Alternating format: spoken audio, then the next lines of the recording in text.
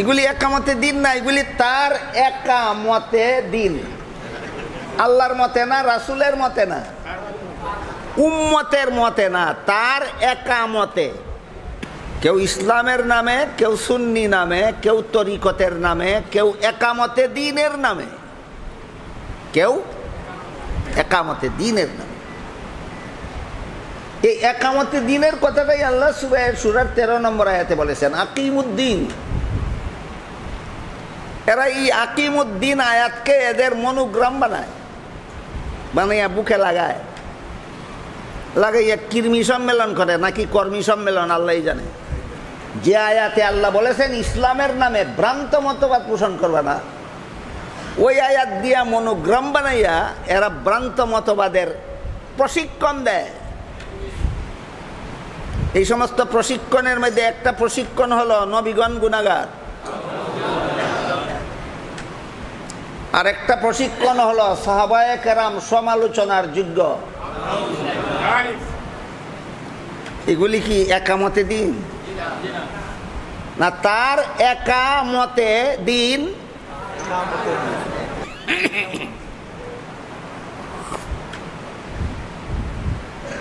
এর মধ্যে এই একামতে দিনের নামে যারা ভ্রান্ত মতবাদ পোষণ করে, এদের একটা ভ্রান্ত মতবাদ হলো নবীগণ গুনাহগার। নবীগণ গুনাহগার নয়। আল্লাহ বলেন লা ইয়ানালু আহদিজ জালিমিন, আমি কোনো গুনাহগারকে নবী বানাই না, আর যাদেরকে নবী বানাই এরা জীবনে কোনোদিন গুনাহ করে না। একামতে দিনের সাইনবোর্ডে, একামতে দিনের লেভেলের আড়ালে এরা আরো যত ভ্রান্ত মতবাদ পোষণ করে। আর একটা ভ্রান্ত মতবাদ হলো সাহাবায়ে কেরামের সমালোচনা অপরাধ নয়, সাহাবায়ে কেরামের সমালোচনা কোনো দোষ না। এই একামতে দিনের সাইনবোর্ড যারা ব্যবহার করে, এদের প্রতিষ্ঠাতা নেতা একটা মন গড়া ব্যাখ্যা লিখেছে কোরআনের, সেই ব্যাখ্যার ভূমিকায় লিখেছে আমি পূর্ববর্তী মুফাসসিরিনেরও অনুসরণ করিনি, আমি পরবর্তী মুফাসসিরিনে কেরামেরও অনুসরণ করিনি, আমি নিজে নিজে কোরআন পড়ে মনে মনে যা বুঝেছি হুবহু তাই আমার কিতাবে লিখেছি। কোন উস্তাদের কাছ থেকে কোরআনের তাফসীর তিনি শিখেন না, তিনি নিজে নিজেই কোরআন বুঝেন। এই লোকটাই একামতে দিনের ভ্রান্ত মতবাদ চালু করেছে মুসলমান সমাজে। কোরআন নিজে নিজেই বুঝার মতো জিনিস কিনা আমরা একটু বোঝার চেষ্টা করি। আল্লাহ পাক রব্বুল আলামিন কোরআনের এক আয়াতে বলেন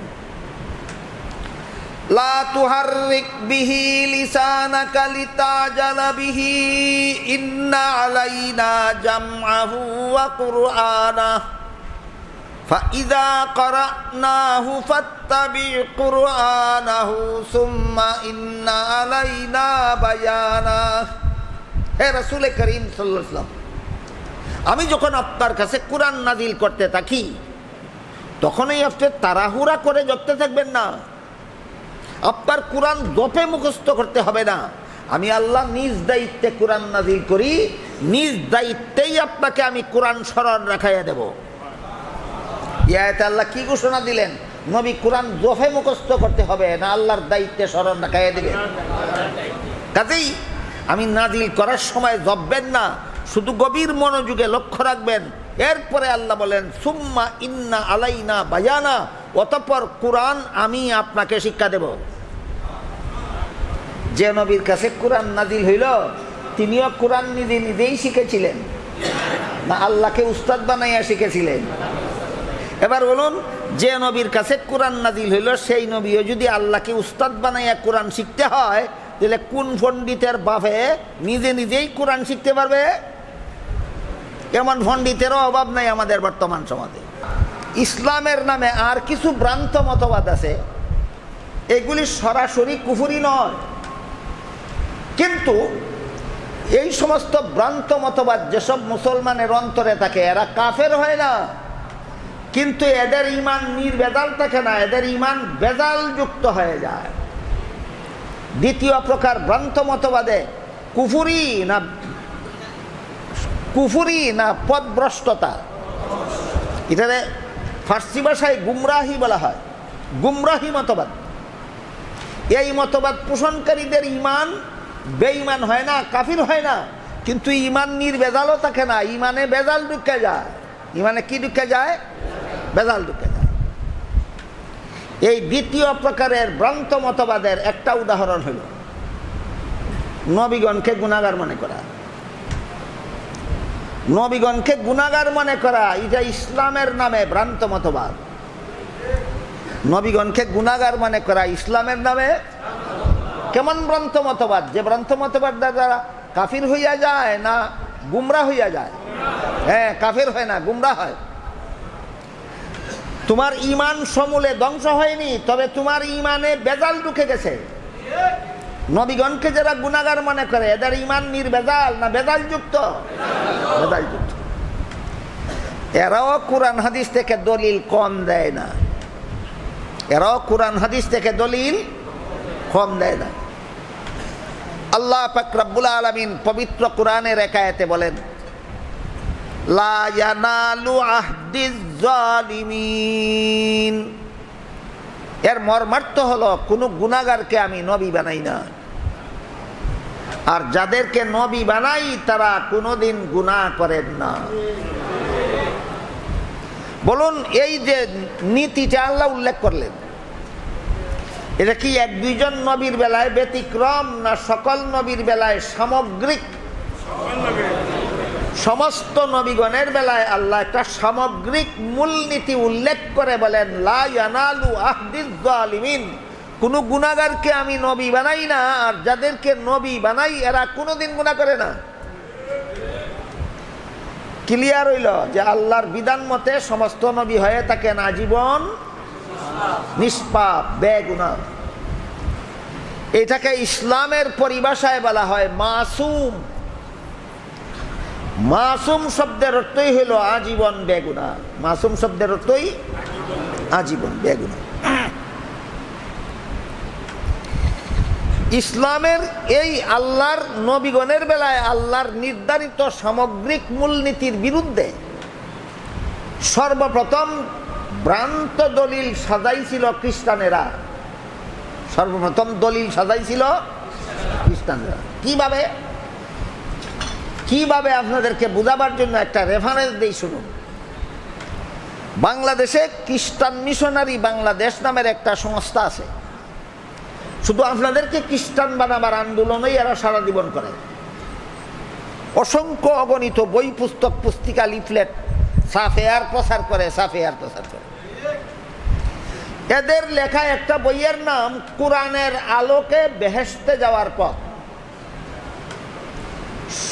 এমন শয়তানিপূর্ণ নাম দিছে বইয়ের, নামটা দেখলে একজন সাধারণ মুসলমান কল্পনাও করতে পারবে না যে এটা খ্রিস্টানদের লেখা বই।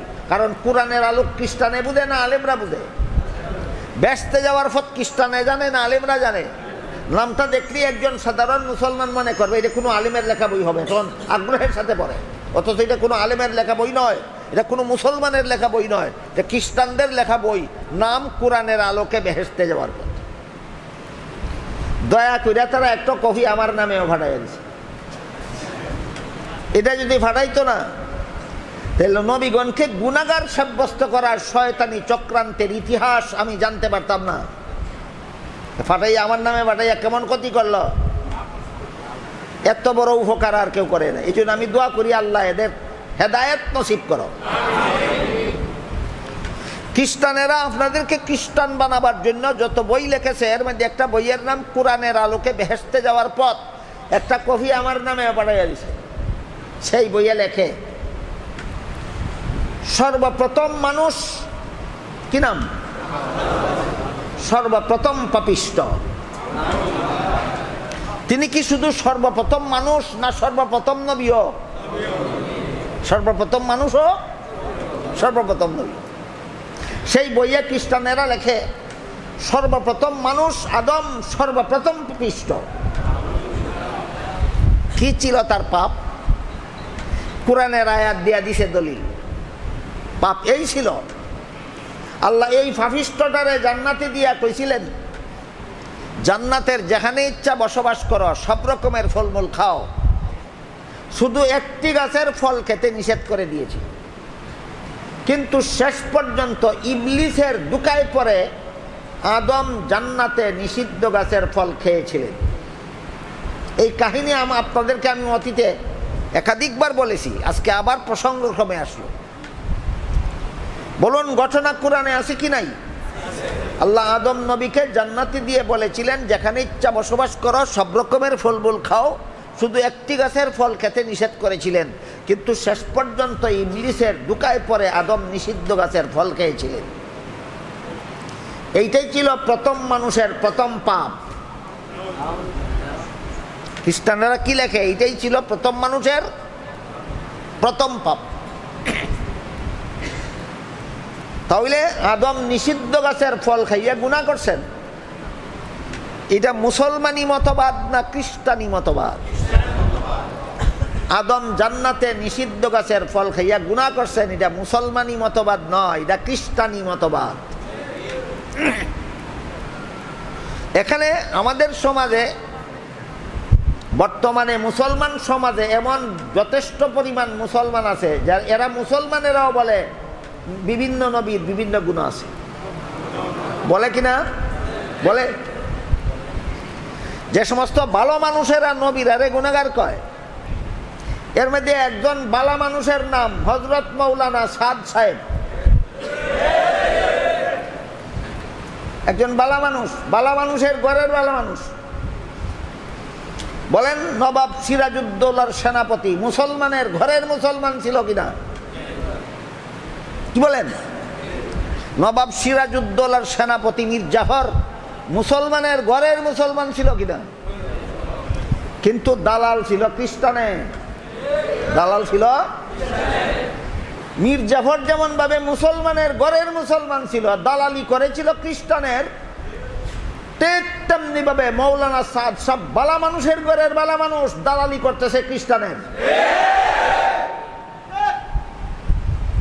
এই বালা মানুষটাই কয় হযরত মুসা আলাইহিস সালাম আল্লাহর দরবারে শাস্তিযোগ্য অপরাধ করেছিলেন। জাকারিয়া আলাইহিস সালাম আল্লাহর দরবারে শাস্তিযোগ্য অপরাধ করেছিলেন। ইউসুফ আলাইহিস সালাম আল্লাহর দরবারে শাস্তিযোগ্য অপরাধ করেছিলেন। এমনকি মুহাম্মদুর রাসূলুল্লাহ সাল্লাল্লাহু আলাইহি ওয়াসাল্লাম আল্লাহর দরবারে শাস্তিযোগ্য অপরাধ করেছিলেন। শাস্তিযোগ্য অপরাধ হইতে গুনাহ। গুনাহ কেমন অপরাধ? মুক্তিযোগ্য অপরাধ না শাস্তিযোগ্য অপরাধ? এই বাংলা ভাষায় কইছে আর কি। বাংলা ভাষা হইল শাস্তিযোগ্য অপরাধ, আর ফার্সি ভাষায় হইল ফার্সি ভাষায় হইল গুনাহ। ফার্সি ভাষায় গুনাহ, আরবি ভাষায় মাসিয়ত। তাহলে নবীগণকে গুনাহগার সাব্যস্ত করা, বলুন মুসলমানি মতবাদ না খ্রিস্টানি মতবাদ? এরা কি দলিল ছাড়া বলে, না আদমের নিষিদ্ধ গাছের ফল খাওয়ার দলিল দিয়া বলে? দলিল দিয়ে বলে। এদের দলিলটা হইল আল্লাহর আদেশ নিষেধ লঙ্ঘন করলেই গুনাহ হয়, আর আদম তো লঙ্ঘন করলেন, ওই বেগুনাহ রইলেন কোথায়? এটা হলো খ্রিস্টানদের দলিল। আপনারা যারা যারা সমস্ত নবীকে বেগুনাহ বিশ্বাস করেন, অন্তত আপনাদের জানা দরকার দলিলের ভুল কোথায়। দলিলটা শুদ্ধ না ভুল? ভুল। ভুলটা কোথায় জানতে হবে। ভুলটা কোথায়? ভুলটা হইল মানুষের কোনো কাজের দ্বারা সওয়াব হয় অথবা গুনাহ হয় দুনিয়ার জীবনে, জান্নাতি জীবনে নয়। জান্নাতি জীবনের কোনো কাজে সওয়াব নাই, গুনাহ নাই। জান্নাতি জীবনের কোনো কাজে সওয়াব নাই, গুনাহ নাই। এবার বলুন, আদম নিষিদ্ধ গাছের ফল খাইছিলেন কোন জীবনে? এর সাথে সওয়াবের কোনো সম্পর্ক নাই, কোনো সম্পর্ক। তাহলে বলুন, জান্নাতে আদম আল্লাহর নিষিদ্ধ গাছের ফল খাওয়া গুনাহ ছিল? গুনাহ ছিল কার মতবাদ?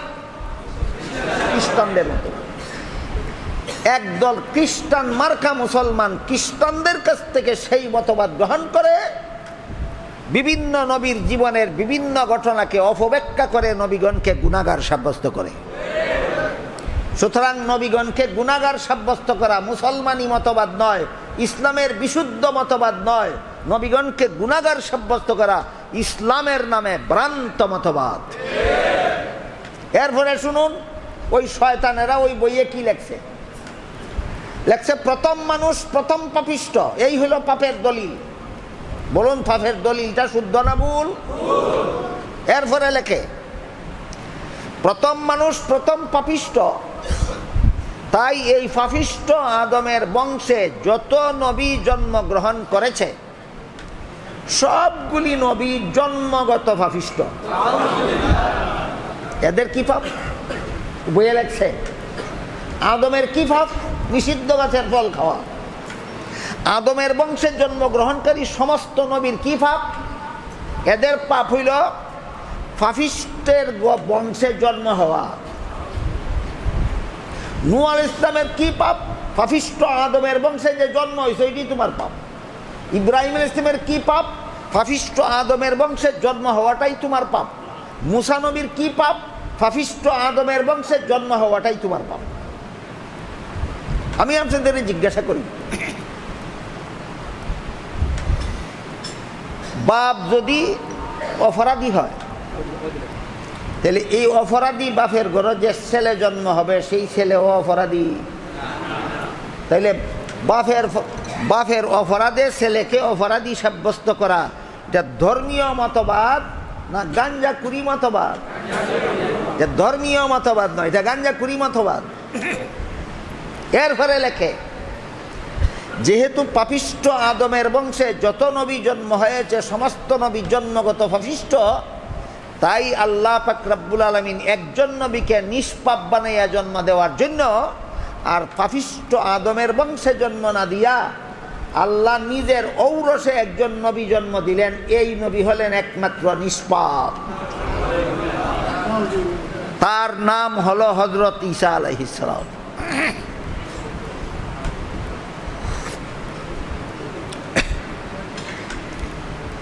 ঈসা আলাইহিস সালাম নিষ্পাপ। তাদের খ্রিস্ট ধর্মের মতবাদে ঈসা আলাইহিস সালাম নিষ্পাপ হইলেন পাপিষ্ট আদমের বংশে জন্ম হয় না আল্লাহর ঔরসে জন্ম হয়? তিনি ছাড়া আর বাকি সমস্ত নবী পাপিষ্ট হলেন কেন? পাপিষ্ট আদমের বংশে জন্মগ্রহণ করার কারণে। ঈসা আলাইহিস সালাম আল্লাহর ঔরসে জন্মগ্রহণ করে পৃথিবীতে আসলেন। আইসা দেখলেন পাপ আর মানুষ অঙ্গাঙ্গিভাবে জড়িত।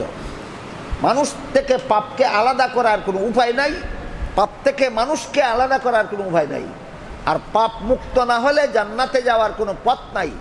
এই জন্য আল্লাহর পুত্র ঈসা আল্লাহর কাছে আবেদন করলেন, হে আল্লাহ, সারা দুনিয়ার সমস্ত মানুষই পাপিষ্ট আদমের বংশে জন্ম হওয়ার কারণে পাপিষ্ট, এরা তো কেউ জান্নাতে যেতে পারবে না। কাজী এদের পাপ মাফের জন্য আমি একটা ব্যবস্থা করতে চাই। কি ব্যবস্থা? আল্লাহ তুমি শত্রুদেরকে সুযোগ করে দাও, শত্রুরা যেন আমাকে শুলিতে চড়িয়ে হত্যা করে। এতে আমার যে কষ্ট হবে এই কষ্টটা যারা যারা আমাকে তোমার পুত্র বলে বিশ্বাস করবে এদের সারা জীবনের পাপের কাফারা হয়ে যাবে। এরার বইয়ে লেখা, বইয়ের নাম কোরআনের আলোকে বেহেশতে যাওয়ার।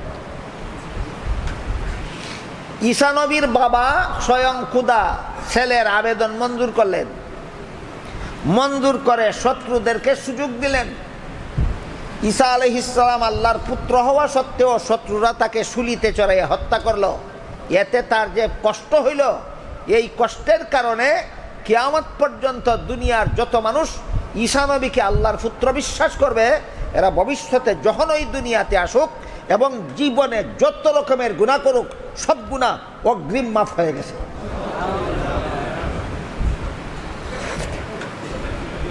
এটাকে ধর্মীয় মতবাদ বলা চলে না গাঞ্জাকুরি মতবাদ বলা চলে? এই বইয়ের রেফারেন্স আপনাদেরকে এই জন্য দিলাম যে নবীগণকে পাপিষ্ট সাব্যস্ত করার প্রথম হুতা হলো খ্রিস্টান। নবীগণকে গুনাহগার সাব্যস্ত করা ইসলামী মতবাদ নয়, নবীগণকে গুনাহগার সাব্যস্ত করা খ্রিস্টানি মতবাদ। কাজেই যে সমস্ত লোকেরা নিজেদের ধর্ম ইসলাম ধর্ম বলে দাবি করে অথচ নবীগণকে গুনাহগার সাব্যস্ত করে এরা ইসলামের বিশুদ্ধ মতবাদে অটল আছে। না ভ্রান্ত মতবাদ? তাই আল্লাহ বলেন আকিমুদ্দিন, তোমরা ইসলামের বিশুদ্ধ মতবাদে অটল থাকো, ইসলামের নামে ভ্রান্ত মতবাদ পোষণ করবে না, সাবধান। এবার বুঝে থাকলে বলুন, নবীগণকে গুনাহগার সাব্যস্ত করা ইসলামের বিশুদ্ধ মতবাদ না ইসলামের নামে ভ্রান্ত মতবাদ? এই ভ্রান্ত মতবাদ থেকে বারণ করে আল্লাহ সূরা শুরার 13 নম্বর আয়াতে বলেছেন আকিমুদ্দিন, ইসলামের বিশুদ্ধ মতবাদে অটল থাকো, ইসলামের নামে ভ্রান্ত মতবাদ পোষণ করবে না, সাবধান।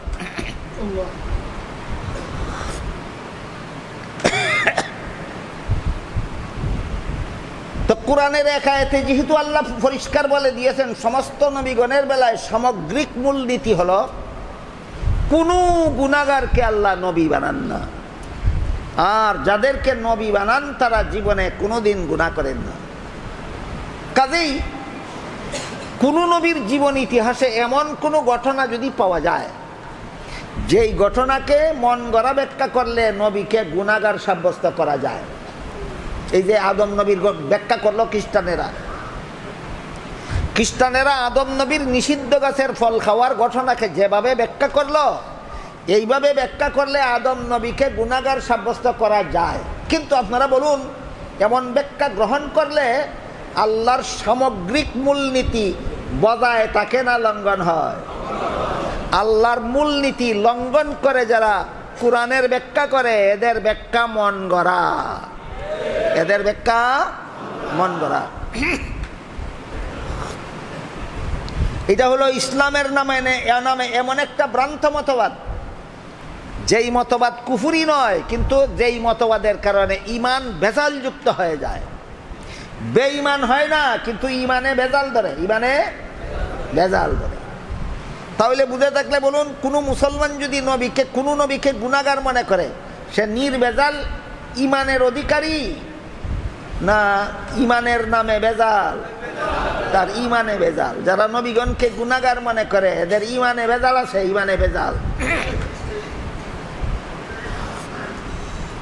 এটা এমন ভ্রান্ত মতবাদ যে ভ্রান্ত মতবাদের কারণে কাফির হয় না, কিন্তু ইমান নির্ভেজালও থাকে না, ইমান ভেজাল যুক্ত হয়ে যায়। তবে যদি কোন নবীর জীবনের কোনো ঘটনাকে গুনাহগার সাজাবার মতো ব্যাখ্যার সুযোগ থাকে, অথবা কোনো নবীর নামের সাথে যদি গুনাহ শব্দ ব্যবহৃত হয় আর আপনি সেটাকে মূল অর্থেই গ্রহণ করে ফেলেন, তাহলে আল্লাহর নির্ধারিত সামগ্রিক মূলনীতি বজায় থাকে না ভেঙ্গে পড়ে? এইটাই প্রমাণ তোমার ব্যাখ্যা মন গড়া। কে কোরআনের সহি তাফসীর করে আর কে কোরআনের মন গড়া ব্যাখ্যা করে যাচাই করার যত পদ্ধতি আছে, এর মধ্যে একটা সহজ পদ্ধতি। আল্লাহ কতগুলি মূলনীতি নির্ধারণ করে দিয়েছে। কিয়ামত পর্যন্ত যত ব্যক্তি কোরআনের যত ব্যাখ্যা করবে, আল্লাহর মূলনীতি বজায় রেখে ব্যাখ্যা করতে হবে। এমন ব্যাখ্যা যদি করো যে ব্যাখ্যার দ্বারা আল্লাহর মূলনীতি লঙ্ঘন হয়ে যায়, প্রমাণ হয়ে যাবে তোমার ব্যাখ্যা মন গড়া। যেমন লা ইয়ানালু আহদিজ জালিমিন, এটা আল্লাহর নির্ধারিত মূলনীতি সমস্ত নবী রাসূলগণের বেলায়, সামগ্রিক মূলনীতি। কোরআন হাদিসের ভাষায় বলে কায়দায়ে কুল্লিয়া, বাংলায় বলে সামগ্রিক মূলনীতি। কোনো গুনাহগারকে নবী বানাই না, যে কোনো নবীর ব্যাপার না, সমস্ত নবীর ব্যাপার, এর নাম সামগ্রিক মূলনীতি। কোনো নবী গুনাহগার নয়। এখন যদি একজন নবীর নামের সাথে গুনাহ শব্দটা ব্যবহার হয়, এখন যদি একজন নবীর জীবনের একটা ঘটনাকে এমনভাবে ব্যাখ্যা করে যেভাবে ব্যাখ্যা করলে গুনাহগার সাব্যস্ত হয়, এই ব্যাখ্যা মেনে নিলে কি আল্লাহর সামগ্রিক মূলনীতি বজায় থাকে না লঙ্ঘন হয়ে যায়? এই প্রমাণ হইল তোমার ব্যাখ্যাটা মন গড়া। নবীর নামে গুনাহ শব্দ পেলে এমন ব্যাখ্যা করতে হবে যেই ব্যাখ্যা আল্লাহর সামগ্রিক মূলনীতির সাথে সাংঘর্ষিক না হয়। নবীর জীবনে এমন কোনো ঘটনা পেলে ঘটনার ব্যাখ্যা এমনভাবে করতে হবে যেভাবে ব্যাখ্যা করলে আল্লাহর মূল নীতি রক্ষা হয়, মূল নীতি যেন লঙ্ঘন না হয়। আদম আলাইহিস সালাম জান্নাতে নিষিদ্ধ গাছের ফল খেয়েছিলেন। আপনি যদি এভাবে ব্যাখ্যা করেন আল্লাহর আদেশ নিষেধ লঙ্ঘন করলেই গুনাহ হয়, আদম তো লঙ্ঘন করলেন, এই তেলে বেগুনাহ রইলেন কোথায়? এইভাবে ব্যাখ্যা যদি করেন, আপনার ব্যাখ্যাটা যদি আমি গ্রহণ করে ফেলি, আপনার এই ব্যাখ্যা আর আমার গ্রহণ করার দ্বারা আল্লাহর মূল নীতি ঠিক থাকে, ঠিক থাকে। সুতরাং এটা ভ্রান্ত মতবাদ। কি মতবাদ? কোন ব্যাখ্যা মতো কোন নবীকে গুনাহগার সাব্যস্ত করা ভ্রান্ত মতবাদ। যে কোনো ব্যাখ্যা মতো যে কোনো নবীকে গুনাহগার সাব্যস্ত করা কি মতবাদ? আল্লাহ বলেন ইসলামের বিশুদ্ধ মতবাদে অটল থাকো, ইসলামের নামে ভ্রান্ত মতবাদ পোষণ করবা না, মুসলমান সাবধান। একটা উদাহরণ দিয়েছি, আদমের নিষিদ্ধ গাছের ফল খাওয়ার যেভাবে ব্যাখ্যা করলে আল্লাহর মূলনীতি ঠিক থাকে, এর একটা ব্যাখ্যা হইল মানুষের কোনো কাজের দ্বারা সওয়াব হয় অথবা কোনো কাজের দ্বারা গুনাহ হয় দুনিয়ার জীবনে, জান্নাতি জীবনে নয়। জান্নাতি জীবনের কোনো কাজের সাথে সওয়াবেরও কোনো সম্পর্ক নাই, গুনারও কোনো সম্পর্ক নেই। এবার বলুন, আদম আলাইহিস সালাম নিষিদ্ধ গাছের ফল খেয়েছিলেন দুনিয়ার জীবনে না জান্নাতি জীবনে? এর সাথে সওয়াবেরও কোনো সম্পর্ক নাই, গুনার কোনো সম্পর্ক। ঘটনার জায়গায় ঠিক রইল, আল্লাহর মূলনীতিও ঠিক রইল, আল্লাহর মূলনীতিও ঠিক রইল।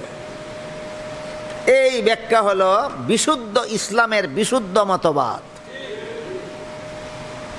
আল্লাহ সূরা শুরার 13 নম্বর আয়াতে বলেছেন আকিমুদ্দিন, তোমরা ইসলামের বিশুদ্ধ মতবাদে অটল থাকো, ইসলামের নামে ভ্রান্ত মতবাদ পোষণ করবে না। আরেকটা উদাহরণ, দুনিয়ার জীবনেও কেউ যদি আল্লাহর নিষিদ্ধতার কথা ভুলে গিয়ে নিষিদ্ধ কাজ করে ফেলে, দুনিয়াতেও গুনাহ হয় না। যেমন রোজাদারকে আল্লাহ দিনের বেলায় খানাপিনা করতে নিষেধ করেছে। আপনারা কি জানেন? রোজাদারকে দিনের বেলায় খানাপিনা করার অনুমতি দিয়েছেন না নিষেধ করছে? তার রোজার কথা মনে নাই, ভুলে গিয়ে খানাপিনা যদি করে, আপনাদের জানা থাকলে বলুন কি পরিমাণ গুনাহ হয়? মোটেও না। কেন? জেনে শুনে খায়নি, ভুলে গিয়ে খেয়ে। আদম সম্পর্কেও আল্লাহ বলেন নাসিয়া আদম, আদম ভুলে গেল। তুমি ভুলে গেলে গুনাহ হয় না, তোমার বাপের বাপের বাপ 14 গোষ্ঠীর বাপ আদমে ভুলে গেলে গুনাহ হয়। তুমি কোরআন শিখছো কার কাছে?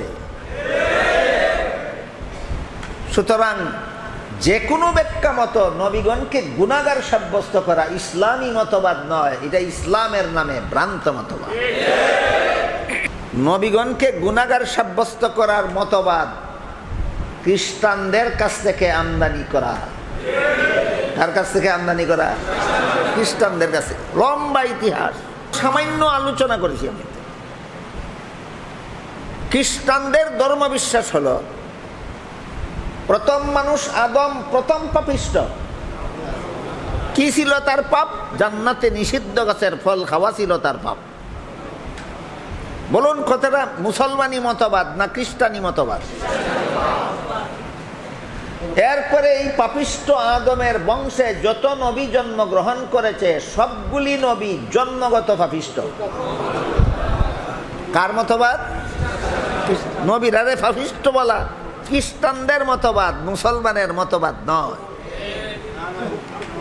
তাই আল্লাহ একজন নবীকে নিষ্পাপ বানাবার জন্য পাপিষ্ট আদমের বংশে জন্ম না দিয়া নিজের ঔরসে জন্ম দিলেন। ইনি হলেন হযরত ঈসা আলাইহিস সালাম। এটা খ্রিস্টানদের মতবাদ। আমার কাছে বই আছে, বইয়ে খ্রিস্টানরা লিখেছে যে খ্রিস্টানদের মতবাদ, মুসলমানি মতবাদ নয়।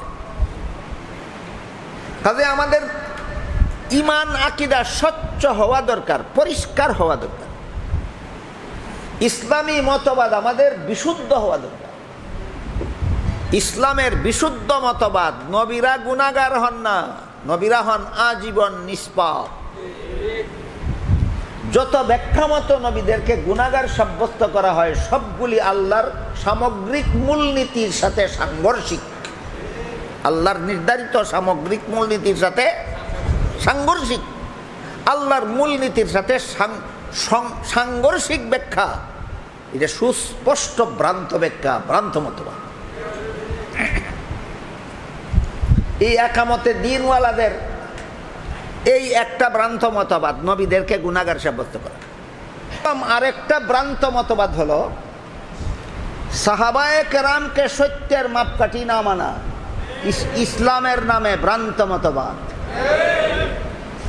সাহাবায়ে কেরামকে সত্যের মাপকাঠি বিশ্বাস না করা ইসলামের নামে আরেকটা ভ্রান্ত মতবাদ।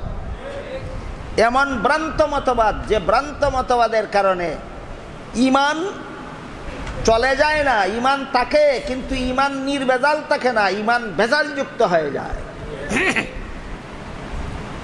আল্লাহ পাক রব্বুল আলামিন পবিত্র কোরআনেও সাহাবায়ে কেরামকে সত্যের মাপকাঠি সাব্যস্ত করে দিয়েছেন। রাসূল করিম সাল্লাল্লাহু আলাইহি ওয়াসাল্লাম হাদিস শরীফে সাহাবায়ে কেরামকে সত্যের মাপকাঠি সাব্যস্ত করে দিয়েছেন। সাহাবায়ে কেরাম, শুধু সাহাবায়ে কেরাম একা নয়, একটা হাদিসের মধ্যে আল্লাহ রাসূল দুইটা জিনিসকে একসাথে সত্যের মাপকাঠি সাব্যস্ত করেছেন। একটা হলো সুন্নতে রাসূল আর একটা হলো জামাতে সাহাবা। সুন্নতে রাসূল সত্যের মাপকাঠি, জামাতে সাহাবা সত্যের মাপকাঠি। সুন্নতে রাসূলও সত্যের মাপকাঠি, জামাতে সাহাবাও সত্যের মাপকাঠি। যেভাবে নবীগণকে গুনাহগার সাব্যস্ত করার শয়তানি চক্রান্ত শুরু করেছিল খ্রিস্টানেরা, ঠিক তেমনিভাবে সাহাবায়ে কেরামকে বেজালযুক্ত, সাহাবায়ে কেরামের জীবনের মধ্যে বেজাল আছে, এরা নির্বেজাল মুসলমান ছিলেন না, এমন কথা মুসলমান সমাজে প্রচার করার সূত্রপাত করেছিল একটা কুখ্যাত মুনাফিক। সাহাবায়ে কেরামদেরকে কলুষিত করার চক্রান্ত শুরু হয়েছিল একটা কুখ্যাত মুনাফিকের মাধ্যমে। এই মুনাফিকটার নাম ছিল আব্দুল্লাহ ইবনে সাবা। স্মরণ রাখার কথা, নবীগণকে গুনাহগার সাব্যস্ত করার অসৎ আন্দোলনের সূত্রপাত করেছিল খ্রিস্টানেরা, আর সাহাবায়ে কেরামকে কুচক্রী সাব্যস্ত করার শয়তানি চক্রান্তের সূত্রপাত করেছিল একটা কুখ্যাত মুনাফিক ইবনে সাবা। কুখ্যাত মুনাফিক ইবনে সাবা। সাহাবায়ে কেরামকে কেন সে কলুষিত করার অপচেষ্টায় মেতে উঠল? কি কি অপচেষ্টা করলো সাহাবায়ে কেরামকে দোষী সাব্যস্ত করার জন্য, কুচক্রী সাব্যস্ত করার জন্য, অসৎ সাব্যস্ত করার জন্য? সেই আলোচনার আগে আমরা বুঝে নেব আল্লাহ কোরআনের কোথায় সাহাবায়ে কেরামকে সত্যের মাপকাঠি সাব্যস্ত করে দিলেন, রাসূল কোন হাদিসে সাহাবায়ে কেরামকে সত্যের মাপকাঠি সাব্যস্ত করে দিলেন। আল্লাহ পাক রব্বুল আলামিন পবিত্র কোরআনের এক আয়াতে বলেন, ফাইন আমানু বিমিসলি মা আমানতুম বিহি ফাকাদ ইহতাদাউ ওয়া ইন তাওয়াল্লাউ ফাইন্নামা হুম ফি শিকাক ফাসায়াকফিকাহুমুল্লাহু ওয়া হুয়াস সামিউল আলিম। আল্লাহ আমাদের নবীর সাহাবাগণকে সম্বোধন করে বলেন, হে আমার নবীর সাহাবাগণ, মুনাফিকরা যদি তাদের ঈমানকে আল্লাহর দরবারে গ্রহণযোগ্য করতে চায়, মুনাফিকরা যদি হেদায়েত প্রাপ্ত হতে চায়, তাহলে তোমাদের ঈমানের মতো ঈমান আনতে হবে। তোমাদের মতো ঈমান যদি মুনাফিকরা আনতে পারে, তবেই মুনাফিকরা হেদায়েত পাবে, তাদের ঈমান আমি আল্লাহর কাছে গ্রহণযোগ্য হবে। তোমাদের ঈমানের মতো ঈমান যদি আনতে চায় না, তাইলে এদের ঈমান গ্রহণযোগ্য হবে না। তাইলে মুনাফিকদের ঈমান গ্রহণযোগ্য হওয়ার জন্য কাদের ঈমানের অনুরূপ হতে হবে বলে আল্লাহ শর্ত আরোপ করেছেন? সাহাবায়ে কেরাম। সুতরাং সাহাবী ছাড়া অন্যদের ঈমানের গ্রহণযোগ্যতার মাপকাঠি হলো সাহাবায়ে কেরামের ঈমান। আল্লাহ বলেন, ফাইন আমানু বিমিসলি মা আমানতুম বিহি ফাকাদ ইহতাদাউ ওয়া ইন তাওয়াল্লাউ ওরা যদি তোমাদের ইমানের মতো ইমান আনতে রাজি না হয়, ফাইন্নামা হুম ফি শিকাক, তাইলে মুসলমান সমাজে ফাটল সৃষ্টির জন্য তারাই দায়ী যারা সাহাবায়ে কেরামের ইমানকে নিজের ইমানের সত্যতা যাচাইয়ের মাপকাঠি মানতে রাজি নয়। যারা মাপকাঠি মানে এরা সমাজের কোন দলের জন্য দায়ী? না যারা মানে না তারা দায়ী, যারা মানে না তারা দায়ী। আল্লাহ বলেন ফাসায়াকফিকাহুমুল্লাহ, এদের শাস্তির জন্য আপনার পক্ষে আমি আল্লাহ যথেষ্ট। সাহাবায়ে কেরামের ইমানকে যারা নিজেদের ইমানের সত্যতা যাচাইয়ের মাপকাঠি রূপে মানতে রাজি না থাকে, মুসলমান সমাজে ফাটল সৃষ্টির জন্য তারাই দায়ী, এদের শাস্তির জন্য আমি আল্লাহ যথেষ্ট। এদেরকে কি শাস্তি দিবেন আল্লাহ সেটা অন্য আয়াতে বলেন। সেখানে আল্লাহ বলেন মাইয়ুশাকিকির রাসূলা মিন বাদি মা তাবায়্যানা লাহুল হুদা ওয়া ইয়াত্তাবি গায়রা সাবিলিল মুমিনিন নুওয়াল্লিহি মা তাওয়াল্লা ওয়া নুসলিহি জাহান্নাম। আল্লাহ বলেন যারা রাসূলের তরিকায় ফাটল সৃষ্টি করবে আর এ সমস্ত মুমিনের পথ ছেড়ে ভিন্ন পথের অনুকরণ করবে। তাফসীরের কিতাবে লেখা আছে, এখানে আল্লাহ এ সমস্ত মুমিন বলতে সাহাবায়ে কেরাম বুঝাইছেন। রাসূলের সুন্নত ছেড়ে দিবে, সাহাবায়ে কেরামের অনুকরণ যারা ছেড়ে দেবে, আল্লাহ বলেন এদেরকে যেই ভ্রান্ত পথে চলতে চায় সেই পথে চলার সুযোগ আমি দেব, যেহেতু দুনিয়াতে পরীক্ষার জন্য পাঠিয়েছি, গাড়ে ধরে হেদায়েত করার জন্য নয়। তবে পরকালে এদের শাস্তি হবে জাহান্নাম। রাসূলের সুন্নতের অনুসারী না হলে, সাহাবায়ে কেরামের জমাতের অনুসারী না হলে শাস্তি কি আল্লাহ দিবেন বলেছেন? জাহান্নাম। জাহান্নাম হবে শাস্তি। এই আয়াতের মধ্যে আল্লাহ সাহাবায়ে কেরামের ইমানকে অন্যদের ইমানের গ্রহণযোগ্যতার মাপকাঠি সাব্যস্ত করে দিয়েছেন।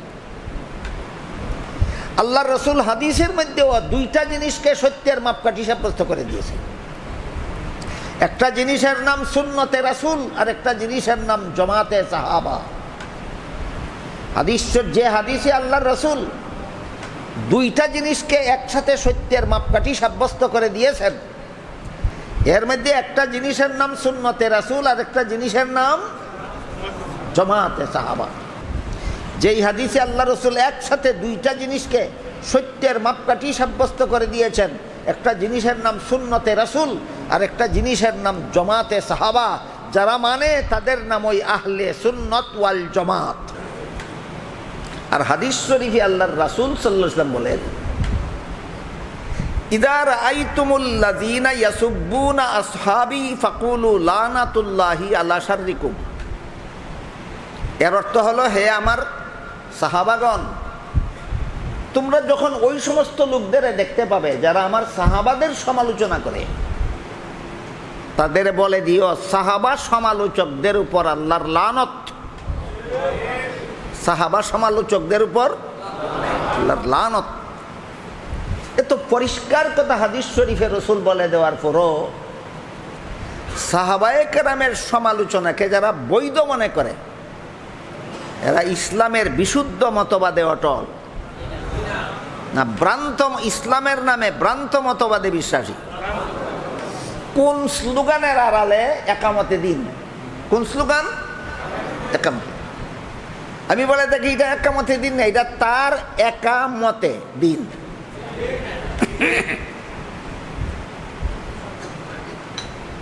আপনাদের অনেকের মনে অনেক সময় প্রশ্ন জাগা স্বাভাবিক যে সাহাবায়ে কেরামকে জীবনে কোনোদিন কোনো গুনাহ করেননি? সাহাবায়ে কেরামের কি কোনো দোষ ত্রুটি, ভুল ত্রুটি ছিল না? যথেষ্ট ছিল। হ্যাঁ, যথেষ্ট ছিল। সাহাবায়ে কেরামের অনেকেই অনেক গুনাহ করেছিলেন, সাহাবায়ে কেরামের অনেকেই অনেক ভুল করেছিলেন, ত্রুটি বিচ্যুতি করেছিলেন। এরকম একটা ভুল ত্রুটির ঘটনা আপনাদের শোনাই, এরপরে আপনি সমালোচনাটা করবেন। সাহাবাদের একটা ভুলের কথা বলি, ভুলের ঘটনা শোনার পরে সমালোচনাটা করবেন। একবার রাসূল করিম সাল্লাল্লাহু আলাইহি ওয়াসাল্লাম সাহাবায়ে কেরামদেরকে নিয়ে একটা পরামর্শ সভায় বসলেন। পরামর্শ সভায় প্রত্যেক সদস্য যার যার মতামত স্বাধীনভাবে ব্যক্ত করার অধিকার রাখে। নিয়ম, পরামর্শ সভার প্রতিটি সদস্যের অধিকার আছে তার নিজস্ব মতামত স্বাধীনভাবে ব্যক্ত করার। এমত অবস্থায় দুইজন সাহাবী নিজের স্বাধীন মতামত ব্যক্ত করতে গিয়া তাদের মধ্যে একটু কথা কাটাকাটি হয়ে গেল। আর দুইজনের মধ্যে যখন কথা কাটাকাটি হয় তখন অলক্ষেই নিজের বেখিয়ালেই গলার আওয়াজ একটু চড়া হয়ে যায়। এই দুইজন সাহাবী পরস্পরে কথা কাটাকাটি করতে গিয়া গলার আওয়াজ একটু বড় হয়ে গেল। তখন আল্লাহ পাক রব্বুল আলামিন সতর্ক করে দিয়ে আয়াত নাজিল করে বলেন, ইয়া আইয়ুহাল্লাযীনা আমানু লা তারফাউ আসওয়াতাকুম ফাওকা সাওতিন নবী ওয়ালা তাজহারু লাহু বিল কওলি কাজাহরি বাযিকুম লিবাযিন আন তাহবাতা আমালুকুম ওয়া আনতুম লা তাশউরুন। হাফিজ সাহেবদের জিজ্ঞাসা করবেন, এটা হলো সূরা হুজুরাতের 2 নম্বর আয়াত। এখানে আল্লাহ বলেন, হে মুমিন মুসলমানেরা, নবী যেখানে উপস্থিত তোমার সামনে, বলুন তো নবী কোন সমস্ত মুমিন মুসলমানদের সামনে উপস্থিত ছিলেন? নবী যেখানে উপস্থিত সেখানে তোমরা উচ্চস্বরে কথা বলবে দূরের কথা। তোমরা পরস্পরে একে অপরের সাথে যেই আওয়াজে কথা বলো এইরকম স্বাভাবিক আওয়াজেও যদি কথা বলো, আর তোমার গলার আওয়াজের কারণে যদি নবীর কষ্ট হয় তাহলে নবীর সাথে এমন চরম বেয়াদবি হবে যে বেয়াদবির পরিণতিতে তোমার সারা জিন্দেগির সমস্ত বন্দেগি বরবাদ হয়ে যাবে, অথচ তোমরা তা টেরো পাবে। বলেন তো কার ভুলের প্রতিবাদে আল্লাহ সূরা হুজুরাতের 2 নম্বর আয়াত নাজিল করেছিলেন? সাহাবাদের। কি ভুল ছিল? গলার আওয়াজ বড় হয়ে গেছিল। নবীর দরবারে কথা বলতে গিয়া গলার আওয়াজ বড় হয়ে গেছে। আল্লাহ প্রতিবাদ করে আয়াত নাজিল করলেন। এই আয়াত নাজিল হওয়ার পর সাহাবায়ে কেরামের অবস্থা এমন হয়েছিল, নবীর দরবারে গেলে নবী কোনো কথা জিজ্ঞাসা করলে অনেক সময় এত আস্তে জবাব দিতেন যে নবী অনেক সময় বুঝতেই পারতেন না। সংশোধন হয়েছিলেন কি পরিমাণ? শতকরা 99 ভাগ। আপনারা বলেন 100 ভাগ, আমি বলি 101 ভাগ। যদি এত আস্তে জবাব দিতেন যে নবী কোন রকম বুঝতে পারতেন, এটা 100 ভাগ বলা যেত। এত আস্তে জবাব দেন নবী বুঝতেই পারেন না, এটা 100-র উপরে। সাহাবায়ে কেরামের এই সংশোধন হওয়ার উপর সন্তুষ্ট হয়ে আল্লাহ 3 নম্বর আয়াত নাজিল করেন। 3 নম্বর আয়াত নাজিল করে বলেন, ইন্নাল্লাযীনা ইয়াগুদ্দুনা আসওয়াতাহুম ইনদা রাসূলিল্লাহি উলাইকাল্লাযীনা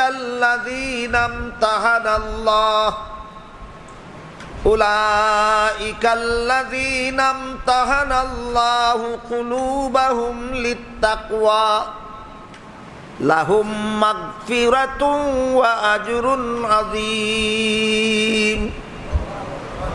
এর অর্থ হলো, আল্লাহ বলেন, এটা কোন সূরার কত নম্বর আয়াত? হুজুরাতের 3 নম্বর আয়াত। আল্লাহ বলেন, নিশ্চয়ই যারা নবীর রাসূলের দরবারে আসতে কথা বলে। আগের আয়াত বুঝে থাকলে বলুন, আগের আয়াত নাজিল হওয়ার পরে রাসূলের দরবারে আসতে কথা বলে কারা? আল্লাহ বলেন, নিশ্চয়ই যারা রাসূলের দরবারে আসতে কথা বলে। আল্লাহ এদের অন্তরকে তাকওয়ার ব্যাপারে পরীক্ষা করেছে। উলাইকাল্লাযীনা ইমতাহানাল্লাহু কুলুবাহুম লিত্তাকওয়া লাহুম মাগফিরাতুন। এই 2টা শব্দ মনে রাখবেন, লাহুম মাগফিরাতুন, লাহুম মাগফিরাতুন, লাহুম মাগফিরাতুন। এরা যেই রকম সংশোধন হওয়া হয়েছে এদের সংশোধন হওয়ার উপর আমি আল্লাহ সন্তুষ্ট হয়ে যত ত্রুটি বিচ্যুতি ভুল খাতা গুনাহ করেছিল মাফ করে দিলাম, মাফ করে দিলাম, মাফ করে দিলাম।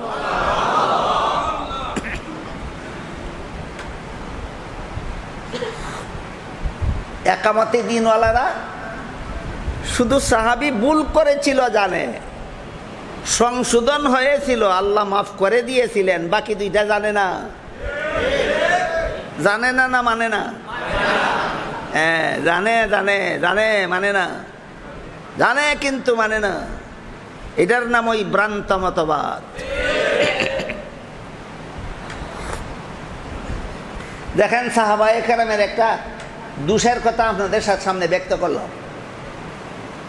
যার দরবারে দোষ হয়েছিল তার দরবারে সংশোধন হয়েছেন, তার পক্ষ থেকে সাধারণ ক্ষমার ঘোষণা করে দেওয়া হয়েছে। বরং ক্ষমার ঘোষণার পরেও সমালোচনার যোগ্যতাকে, এই জন্য ইসলামের বিশুদ্ধ মতবাদে সাহাবায়ে কেরামের সমালোচনা হারাম। ইসলামের বিশুদ্ধ মতবাদে সাহাবাদের সমালোচনা হারাম। কেউ যখন গুনাহ করার পরে যথারীতি তওবা করে আল্লাহর দরবার থেকে গুনাহ মাফ করাইয়া লয়। হাদিস শরীফে আল্লাহ রাসূল বলেন, আত-তাইবু মিনাজ যামবি কামাল্লা যামবালাহু। তওবা করে যারা গুনাহ ছেড়ে দেয় তারা আবার বেগুনাহ হয়ে যায়। তওবা করে যারা গুনাহ ছেড়ে দেয় তারা আবার বেগুনাহ হয়ে যায়। নবীগণ বেগুনাহ, সাহাবাগণ বেগুনাহ, বেশ কম আছে। নবীগণ জীবনে কোনোদিন গুনাহ না করে বেগুনাহ, আর সাহাবায়ে কেরাম সমস্ত গুনাহ তওবা করে মাফ করাইয়া বেগুনাহ। বলুন কোন দল গুনাহগার রইল? তাইলে দুই বেগুনার মধ্যে বেশ কম আছে। একদল গুনাহ না কইরা বেগুনাহ, আর এক দলে গুনাহ মাফ করাইয়া বেগুনাহ। প্রথম দলকে বলা হয় মাসুম, আর দ্বিতীয় দলের উপাধি হইল মাগফুর। এই দুইটা পরিভাষা মনে রাখতে হবে। নবীগণ জীবনে কোনোদিন গুনাহ করেননি, তাদের উপাধি মাসুম। সাহাবাগণ যত গুনাহ করেছিলেন সংশোধন হয়ে আল্লাহর কাছ থেকে মাফ করাইয়া নিছেন, এই জন্য তাদের উপাধি হলো মাগফুর। মাগফুর মানে ক্ষমাপ্রাপ্ত। ওই যে সূরা হুজুরাতের 3 নম্বর আয়াতে আল্লাহ বলেছেন, লাহুম মাগফিরাতুন, লাহুম মাগফিরাতুন, লাহুম মাগফিরাতুন। এদেরকে মাফ করে দিলাম, মাফ করে দিলাম, মাফ করে দিলাম। যার দরবারে ত্রুটি হয়েছিল তিনি মাফ করে দিলেন। তুমি মাফ না করনেওয়ালাটাকে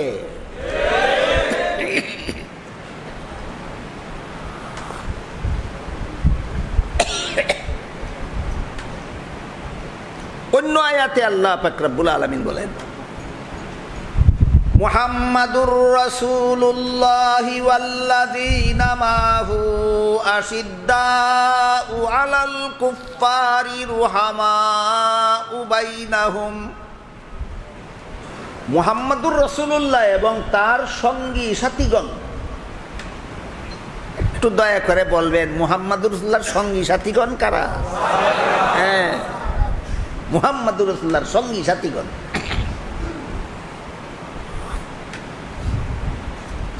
কত চমৎকার বলেছেন এক কবি মুহাম্মাদুর রাসূলুল্লাহর সঙ্গী সাথীগণের প্রশংসায়। তিনি বলেন, দুরফেশানি নে তেরি কতরোं को दरिया कर दिया, दुरफेशानी ने तेरी कतरों को दरिया कर दिया, दिल को रोशन कर दिया, आंखों को बीना कर दिया, खुद न तेजू राह पर गैरों के हादी बन गए, क्या नजर थी जिसने मुर्दों को मसीहा कर दिया। अल्लाह बोलेन, মুহাম্মাদুর রাসূলুল্লাহি ওয়াল্লাযীনা মাআহু, মুহাম্মাদুর রাসূলুল্লাহ এবং তার সঙ্গী সাথীগণ। আমি আশা করি কারো বোঝার বাকি নাই। মুহাম্মাদুর রাসূলুল্লাহর সঙ্গী সাথীগণ কারা? সাহাবায়ে। এরা বিশেষ দুইটা গুণে গুণান্বিত। বিশেষ দুইটা গুণে গুণান্বিত। একটা গুণ হলো আশিদ্দাউ আলাল কুফফার, সন্ত্রাসী বেঈমানদের মোকাবেলায় কঠোর। সব বেঈমানদের বেলায় না, না, সব বেঈমানদের বেলায় কঠোর হবেন কিভাবে? যেখানে আল্লাহ সূরাতুল বাকারা 256 নম্বর আয়াতে বলে দিয়েছেন লা ইকরাহা ফিদ্দিন, সমস্ত ধর্মাবলম্বীরা আপন আপন ধর্ম পালনে স্বাধীন। আল্লাহ যেখানে স্বাধীনতা দিয়েছেন, আপনি কঠোর হওয়ার কোনো অধিকার আছে? কাজেই ও মুসলমানরা দুই প্রকার। এক প্রকার হইল শান্তিপ্রিয় অমুসলমান, আর এক প্রকার হইল সন্ত্রাসী অমুসলমান। শান্তিপ্রিয় অমুসলমানদের বেলায় আল্লাহ বলেছেন লা ইকরাহা ফিদ্দিন, স্বাধীনভাবে এদেরকে এদের ধর্ম পালন করতে দাও। আর সন্ত্রাসী অমুসলমানদের বেলায় আল্লাহ বলেন মুহাম্মাদুর রাসূলুল্লাহি ওয়াল্লাযীনা মাআহু আশিদ্দাউ আলাল কুফফারি রুহামাউ বাইনাহুম। মুহাম্মাদুর রাসূলুল্লাহ এবং তার সঙ্গী সাথীগণ দুইটা বিশেষ গুণে গুণান্বিত। এক নম্বর গুণ হলো সন্ত্রাসী বেঈমানদের বেলায় কঠোর, সন্ত্রাসী বেঈমানদের বেলায়। দ্বিতীয় গুণ হলো রুহামাউ বাইনাহুম, নিজেরা পরস্পরে সদয়, একে অপরের প্রতি সদয়।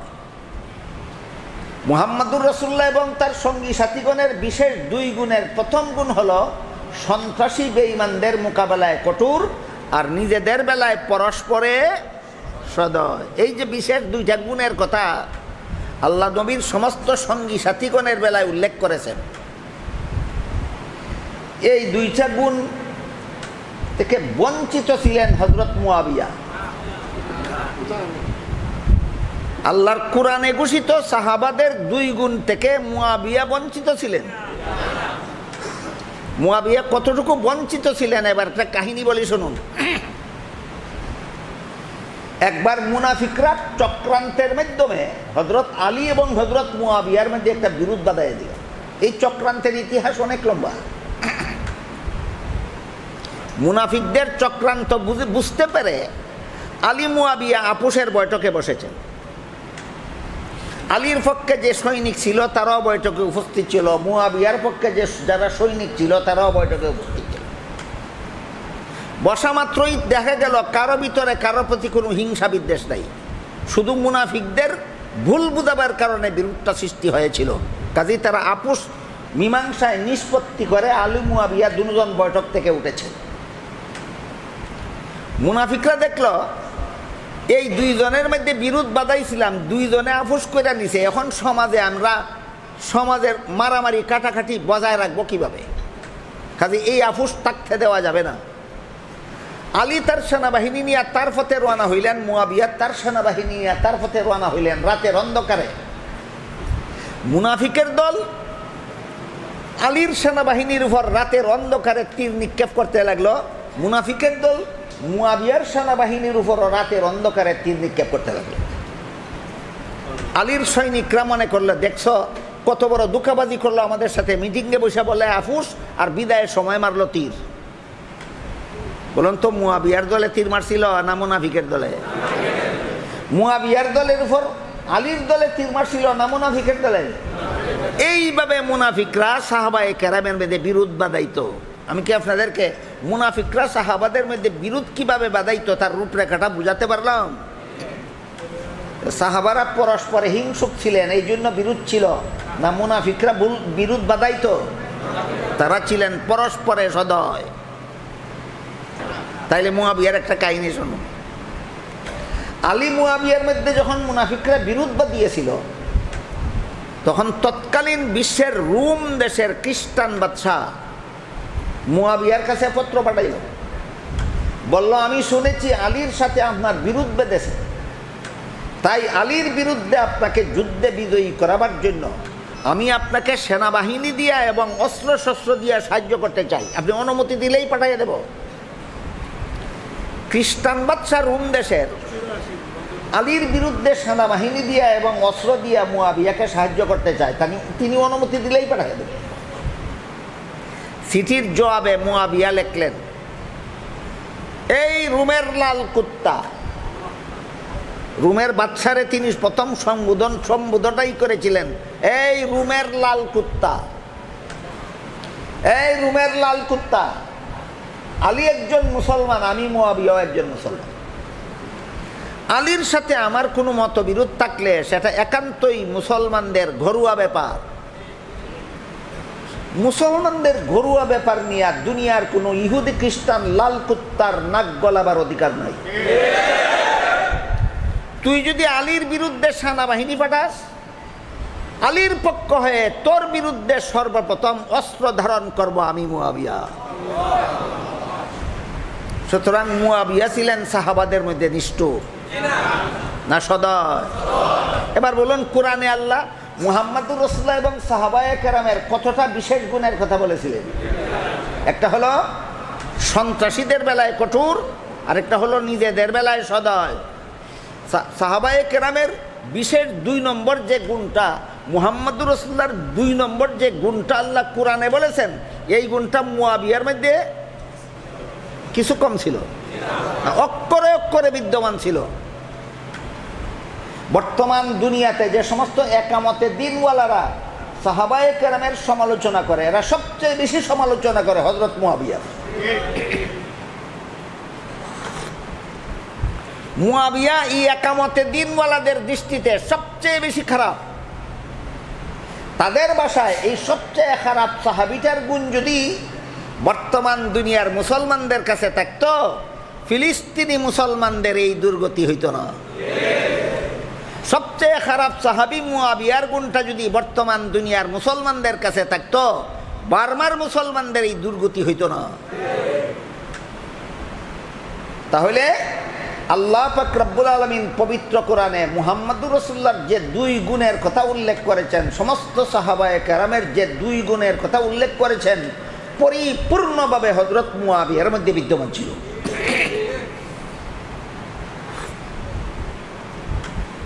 প্রত্যেক বছর মুহররম মাস আসলে পরে আমাদের সমাজের কিছু সাধারণ মুসলমান, এমনকি কিছু শিক্ষিত মুসলমানও একটা উপন্যাস বই পড়ে।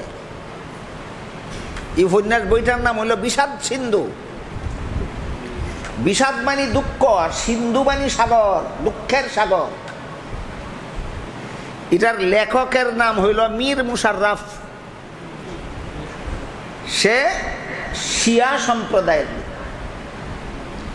এই মীর মুশাররফ, শিয়া মীর মুশাররফ বিষাদ সিন্ধু বইয়ের মধ্যে হযরত মুয়াবিয়া রাদিয়াল্লাহু তাআলা আনহুকে অকথ্য ভাষায় গালিগালাজ করেছে। এই বই আমাদের সাধারণ মুসলমানেরা মুহররম মাসে লাইব্রেরি থেকে কিনে আর মুয়াবিয়ার বিরুদ্ধে আরোপিত মিথ্যা অপবাদগুলি পড়ে আর চোখের পানি দিয়া বুক বাসায়।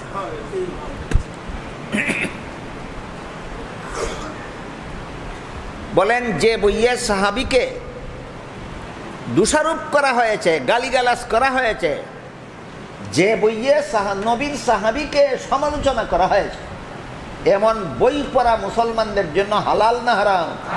হারাম। আমাকে আজকে একজন হিতাকাঙ্ক্ষী পরামর্শ দিছেন যে আপনি তো বলে যাচ্ছেন, শ্রোতাদের কর্তব্য কি সেটাও বলুন। আমি বলে যাচ্ছি, বিষাদ সিন্ধুর মধ্যে সাহাবীকে গালি দেওয়া হয়েছে, এই বই পড়া হারাম।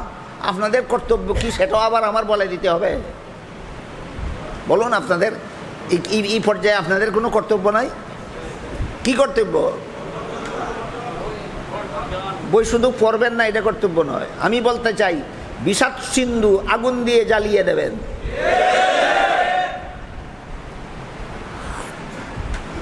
কেন? হাদিস শরীফে আল্লাহ রাসূল বলেন, ইযা রাআইতুমুল্লাযীনা ইয়াসুব্বুনা আসহাবী ফাকুলু লানাতুল্লাহি আলা শাররিকুম। আমার সাহাবাগণের সমালোচনা যারা করে, এদেরকে যদি দেখতে পাও, রাসূল বলেন বলে দিও আমার সাহাবা সমালোচকদের উপর আল্লাহর লানত। লান্নতে বই কেন মুসলমান পড়বে?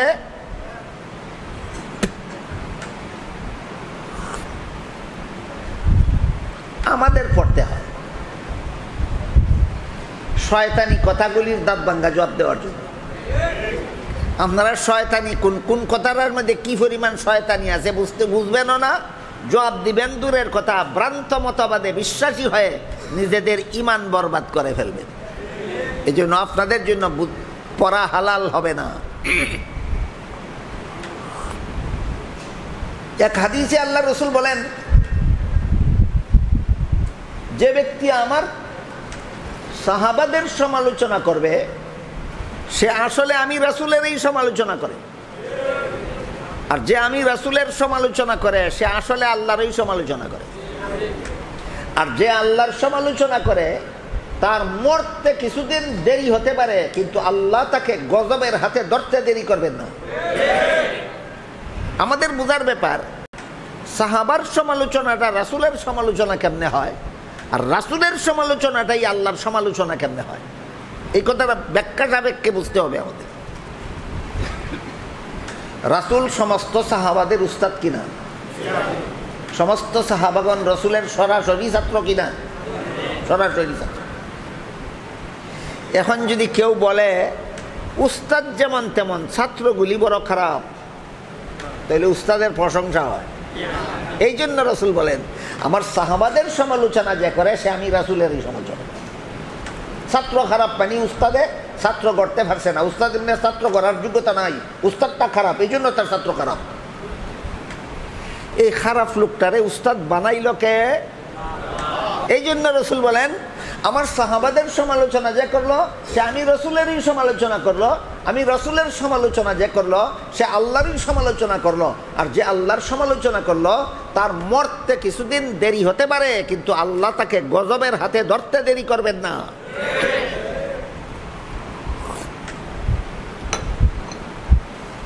এই সাহাবায়ে কেরামের সমালোচনার বন্যা মুসলমানের সমাজে বহাইয়া দেওয়া হয়েছে মুনাফিকদের পক্ষ থেকে।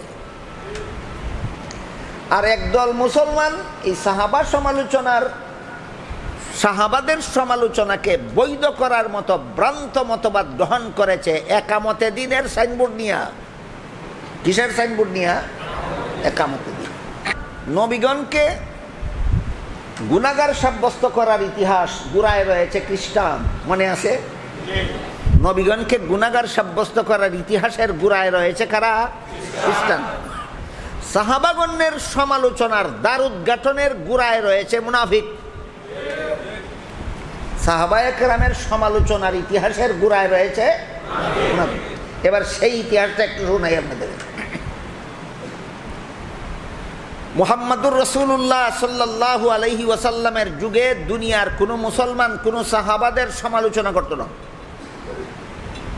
হযরত আবু বকর সিদ্দিক রাদিয়াল্লাহু আনহুর যুগে দুনিয়ার কোনো মুসলমান কোনো সাহাবীর সমালোচনা করেনি। হযরত উমর ফারুক রাদিয়াল্লাহু আনহুর যুগের কোনো মুসলমান নবীর কোনো সাহাবীর সমালোচনা করেনি। 3 যুগ গেছে, 3 যুগের মুসলমান সাহাবা সমালোচনার লানত থেকে পবিত্র। কত যুগের মুসলমান? 3 যুগের মুসলমান সাহাবা সমালোচনার লানত থেকে পবিত্র ছিল। নবীর যুগের মুসলমান হযরত আবু বকর সিদ্দিক রাদিয়াল্লাহু আনহুর যুগের মুসলমান, আর হযরত উমর ফারুক রাদিয়াল্লাহু আনহুর যুগের। এই জন্য সাহাবায়ে কেরাম বিশুদ্ধ মতবাদে ঐক্যবদ্ধ ছিলেন। সাহাবায়ে কেরাম ছিলেন বিশুদ্ধ মতবাদে ঐক্যবদ্ধ। মুসলমান যদি বিশুদ্ধ মতবাদে ঐক্যবদ্ধ থাকে তাইলে দুনিয়ার জীবনে যত উপকারিতা লাভ করতে পারে এর মধ্যে উল্লেখযোগ্য উপকার হইল 2টা। 1 নম্বর, সমস্ত মুসলমান যদি বিশুদ্ধ মতবাদে ঐক্যবদ্ধ থাকে তাহলে মুসলমানে কুন্দল হানাহানি মারামারি কাটাকাটি হয় না, একটা উপকার। আর একটা উপকার হইল মুসলমান ঐক্যবদ্ধ থাকলে কোনো বেঈমান কাফির মুসলমানদের উপর হামলা করার সাহস পায় না। যেমন তেমন উপকার। বিশুদ্ধ মতবাদে মুসলমান ঐক্যবদ্ধ থাকার 2টা উপকারিতা কি যেমন তেমন নাম মহামূল্যবান। 1 নম্বর উপকারিতা, নিজেরাই মারামারি কাটাকাটি হয় না। 2 নম্বর উপকারিতা হলো শত্রুরা হামলা করার সাহস পায় না। এইরকম নিরাপদ অবস্থায় মুসলমানের 3 যুগ চলে গেল। নবীর যুগ, হযরত আবু বকরের যুগ, হযরত উমরের যুগ। মুসলমানেরা দুনিয়াতে এত শান্তির সাথে বসবাস করতেছে দেখে এক কুখ্যাত ইহুদির গায়ে জ্বালা ধরেছিল। তার বাড়ি ছিল এমন দেশে, নাম ছিল আব্দুল্লাহ বিন সাবা, সংক্ষেপে ইবনে সাবা বলা হয়। অত্যন্ত ধূর্ত ছিল, কুচতুর ছিল, আরবি ভাষায় পণ্ডিত ছিল, তাওরাত এবং ইঞ্জিল কিতাবের আলেম ছিল। বলেন তো, দুইটা আসমানি কিতাবের আলেম হওয়া কি যেমন তেমন শিক্ষার কথা না উচ্চ শিক্ষার কথা? উচ্চ শিক্ষায় শিক্ষিত ছিল।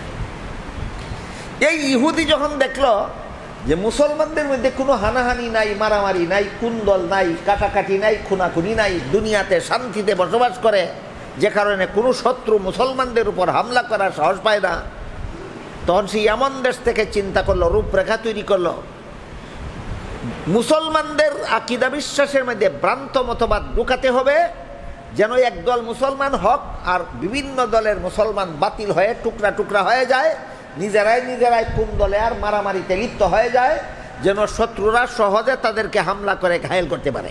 এই চিন্তা চেতনা নিয়ে ইবনে সাবা ইয়ামন দেশ থেকে রাসূলের তৃতীয় খলিফা হযরত উসমান রাদিয়াল্লাহু আনহুর শাসন আমলে ইয়ামন থেকে মদিনা শরীফে আসলো। আর হযরত উসমানের কাছে বলল যে আপনাদের ইসলাম ধর্মটা আমার পছন্দ হয়েছে, আমার এক কলেমা পড়াইয়া মুসলমান বানাই দিন। উসমান সরল মনে বিশ্বাস করিয়া তার কলেমা পড়াইয়া মুসলমান বানাই দিন। বলুন, সে কি সত্য ইসলাম গ্রহণ করতে এসেছে, না মুসলমানদের মধ্যে ভ্রান্ত মতবাদ ঢুকাইয়া মুসলমানদের মধ্যে ফাটল সৃষ্টি করতে এসেছে? ফাটল সৃষ্টি করতে এসেছে মুনাফিক। উমর হযরত উসমান তো তার মনের খবর জানেন না, তিনি সরল মনে তারে কলেমা পড়াই দিয়েছেন। সারা মুসলমানের দেশে খবর প্রচারিত হয়ে গেছে যে ইয়ামন দেশের বিখ্যাত তাওরাত ইঞ্জিল কিতাবের পণ্ডিত আব্দুল্লাহ ইবনে সাবা কলেমা পড়ে মুসলমান হয়ে গেছে। মুসলমান হয়ে মুসলমান সমাজের ঠাঁই করে নিল। প্রথমে মদিনার মুসলমানদের মধ্যে ভ্রান্ত মতবাদের বীজ বপনের অপচেষ্টা চালাই, ব্যর্থ হয়েছে। তারপরে মক্কার মুসলমানদের মধ্যে ভ্রান্ত মতবাদের বীজ বপনের অপচেষ্টায় মেতে উঠল, ব্যর্থ হয়েছে। তারপরে বসরার মুসলমানদের মধ্যেও সেই চেষ্টা চালিয়ে ব্যর্থ হয়েছে। কুফার মুসলমানদের মধ্যেও সেই চেষ্টা চালিয়ে ব্যর্থ হয়েছে।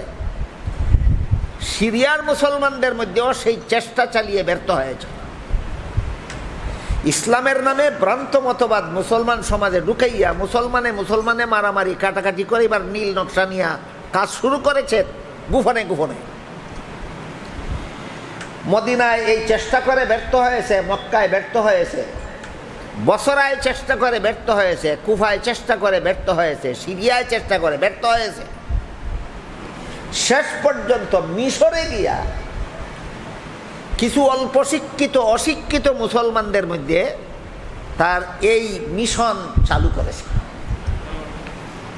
মিশরের কিছু অল্প শিক্ষিত অশিক্ষিত মুসলমানদেরকে নিয়ে একটা মহা সমাবেশ করলো। সমাবেশ করে জিজ্ঞাসা করলো, আপনারা কি শুনেছেন ইয়ামন দেশের আব্দুল্লাহ ইবনে সাবা নামের একজন ইহুদি ধর্মের পণ্ডিত মদিনা শরীফে এসে হযরত উসমানের কাছে কলেমা পড়ে মুসলমান হয়েছে, শুনেছেন? তারা বলে, হ্যাঁ আমরা শুনেছি। তো বলে, আমি সেই আব্দুল্লাহ ইবনে সাবা।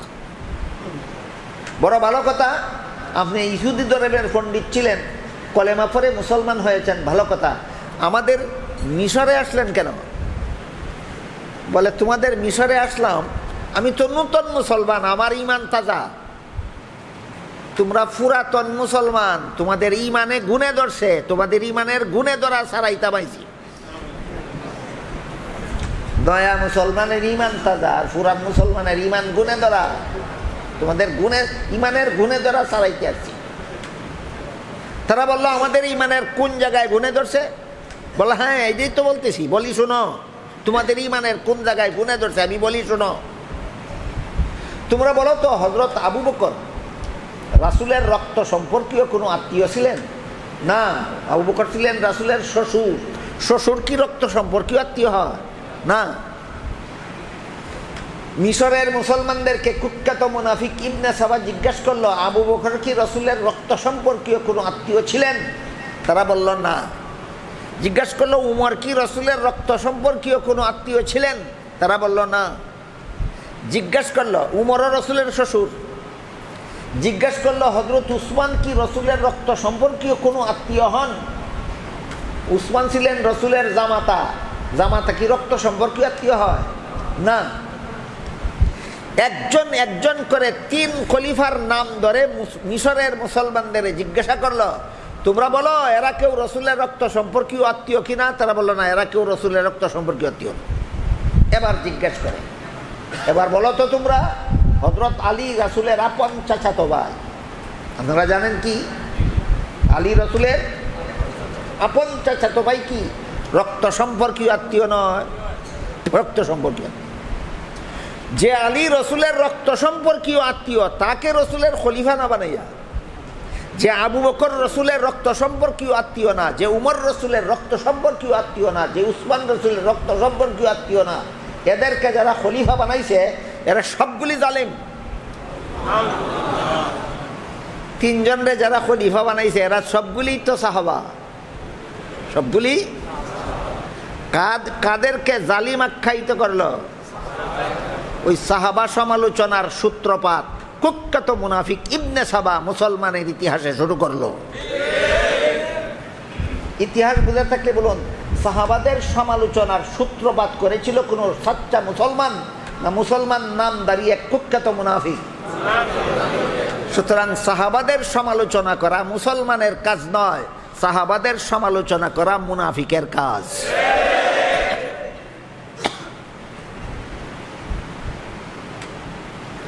একমাত্র আলী ছিলেন রসুলের খলিফা হওয়ার যোগ্য।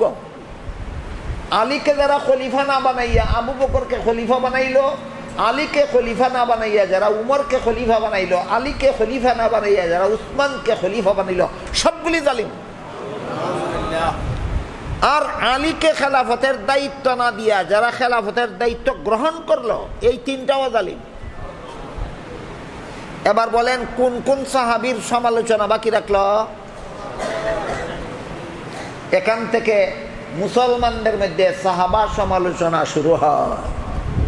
ইতিহাস বুঝে থাকলে বলুন, মুসলমান সমাজে সাহাবাদের বিরুদ্ধে সমালোচনার সূত্রপাত করেছিল একজন সচ্চা মুসলমান না কুখ্যাত মুনাফিক ইবনে সাবা?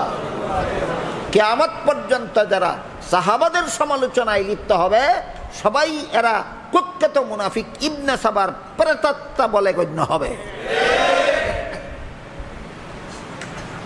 আজকে আমার হাতে এই সময় নেই। রক্ত সম্পর্কীয় আত্মীয় হইলে খলিফা হতে পারবে আর নইলে খলিফা হতে পারবে না, এই যুক্তির ভুল কোথায়? ইসলামের বিধানে খেলাফতের যোগ্যতা রক্তের সম্পর্কে হয় না, খেলাফতের যোগ্যতা ইসলামী শিক্ষার ইসলামী শিক্ষায় পারদর্শিতার ভিত্তিতে হয়। যিনি যত বড় ইসলামী শিক্ষায় শিক্ষিত, যিনি তার জীবনে ইসলামের দীক্ষায় যত বড় দীক্ষিত, তিনি খেলাফতের প্রথম যোগ্য। বলেন রক্ত সম্পর্কীয় আত্মীয়তাটা কি খেলাফতের যোগ্যতার মানদণ্ড না মন গড়া যুক্তি? এই মন গড়া যুক্তি দিয়া এই অশিক্ষিত অল্প শিক্ষিত মুসলমানদেরকে নিয়ে একটা দল সাজাইল। আস্তে আস্তে এই দল বিভিন্ন উপদলে বিভক্ত হয়ে মুসলমানদের মধ্যে বহু দলের সৃষ্টি হয়ে গেল, যারা শুধু সাহাবায়ে কেরামের সমালোচনায় লিপ্ত। অথচ আমি গতকাল বলেছি, আল্লাহ পাক রব্বুল আলামিন পবিত্র কোরআনে সাহাবায়ে কেরামদেরকে এক প্রকার বাতিলের মোকাবেলায় সত্যের মাপকাঠি সাব্যস্ত করেছেন, আর হাদিস শরীফে আল্লাহ রসুল সাহাবায়ে কেরামদেরকে আরেক দল বাতিলের মোকাবেলায় সত্যের মাপকাঠি সাব্যস্ত করেছেন। কোরআনের আয়াতে আল্লাহ আমাদের নবীর সাহাবাগণকে কোন বাতিলের মোকাবেলায় সত্যের মাপকাঠি সাব্যস্ত করেছেন লক্ষ্য করুন। আল্লাহ বলেন, فَإِنْ آمَنُوا بِمِثْلِ مَا آمَنْتُمْ بِهِ فَقَدِ اهْتَدَوْا وَإِنْ تَوَلَّوْا فَإِنَّمَا هُمْ فِي شِقَاقٍ ফাসায়াকফিকাহুমুল্লাহু ওয়া হুয়াস সামিউল আলিম। আল্লাহ বলেন, হে আমার নবীর সাহাবাগণ, এই আয়াতে আল্লাহ কাদের সম্বোধন করেছেন? নবীর সাহাবা। হে আমার নবীর সাহাবাগণ, মুনাফিকরা যদি তোমাদের ইমানের মতো ইমান আনে তবেই হেদায়েত। তাদের ইমানকে যদি, তাদের ইমানের সত্যতা যাচাইয়ের জন্য তোমাদের ইমানকে যদি স্কেল রূপে গ্রহণ না করে, তাইলে তারা হেদায়েত পাবে না। মুনাফিকরা হইল বাতিল আর সাহাবা হইলেন হক। মুমিনরা হইল হক আর মুনাফিকরা হইল বাতিল। মুনাফিকের মতো বাতিল থেকে মুমিনের মতো হককে পার্থক্য করার জন্য এই আয়াতে আল্লাহ সাহাবায়ে কেরামের ইমানকে স্কেল, মাপকাঠি, মেয়ারে হক সাব্যস্ত করেছেন। কোন বাতিল থেকে কোন হককে পার্থক্য করার মাপকাঠি? মুনাফিক বাতিল থেকে মুমিন হকের পার্থক্য করার মাপকাঠি আল্লাহ এই আয়াতে সাহাবায়ে কেরামকে সাব্যস্ত করেছে। এবার দেখেন হাদিস শরীফে আল্লাহ রসুল সাহাবায়ে কেরামকে কোন বাতিলের মোকাবেলায় কোন হকের মাপকাঠি সাব্যস্ত করে দিয়েছেন। হাদিস শরীফে আল্লাহ রসুল বলেন, তাফাররাকাত বানু ইসরাঈল আলা সিনতাইনি ওয়া সাবঈনা মিল্লাতান ওয়া তাতাফাররাকু উম্মতি আলা সালাসিন ওয়া সাবঈনা মিল্লাহ কুল্লুহুম ফিন্নারি ইল্লা ওয়াহিদা ক্বালু মা হিয়া ইয়া রাসূলাল্লাহ ক্বালা মা আনা আলাইহি ওয়া আসহাবি।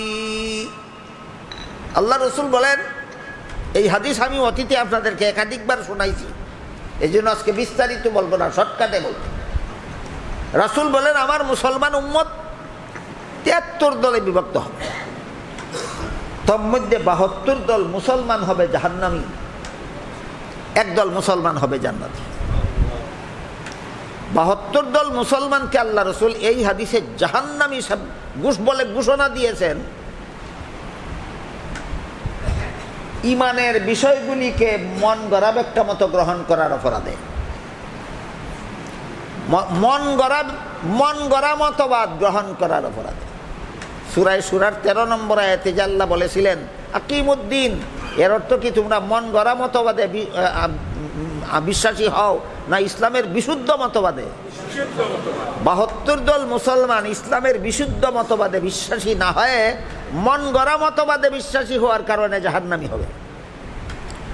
এখানে এসে অনেকে প্রশ্ন করে থাকে, সব মুসলমানের আল্লাহ এক, সব মুসলমানের নবী এক, সব মুসলমানের কোরআন এক, সব মুসলমানের কিবলা এক, সব মুসলমানের কলেমা এক, দল এতগুলি কেন? আমি জবাব দেবার আগে জিজ্ঞেস করি, মুসলমানের মধ্যে এত দল হবে কোনো আলেম বলেছেন না সকল মুসলমানের নবী বলেছেন?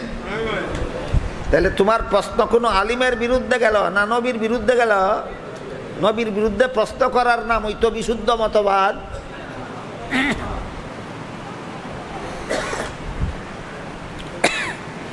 কিছু লোক আছে প্রশ্নের বেড়াজাল সৃষ্টি করে পাণ্ডিত্য দেখাতে চায়, প্রশ্নের বেড়াজাল সৃষ্টি করে বুঝাইতে চায় আমি একজন পণ্ডিত। এই পাণ্ডিত্যের ঘাড় ভেঙে দিয়েছেন আল্লাহ রাসূল এই হাদিসে। পরিষ্কার বলে দিয়েছেন ৭২ দল মুসলমান ঈমান ইসলামের মন গড়া ব্যাখ্যা করবে দুনিয়ার স্বার্থ চরিতার্থ করার জন্য। ৭২ দল মুসলমান ঈমান ইসলামের মন গড়া ব্যাখ্যা করবে কোন উদ্দেশ্যে? দুনিয়ার স্বার্থ চরিতার্থ করার উদ্দেশ্যে। এই অপরাধে ৭২ দল মুসলমান হবে জাহান্নামী। বুঝা থাকলে বলুন, যে সমস্ত মুসলমানেরা দুনিয়ার স্বার্থ হাসিলের জন্য ঈমান ইসলামের মন গড়া ব্যাখ্যা করে, এরা হকপন্থী না বাতিল? কত দল বাতিল? ৭২ দল। এরপরে রাসূল বলে,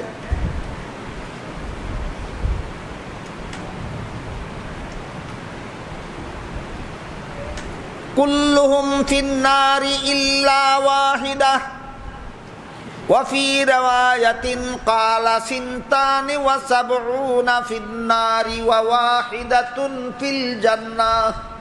একদল মুসলমান হবে জান্নাতে। এরা ইমান ইসলামের মন গড়া ব্যাখ্যা নয়, ইমান ইসলামের সহি শুদ্ধ ব্যাখ্যা মতো ইমান ইসলাম গ্রহণ করবে, এই জন্য এরা জান্নাত।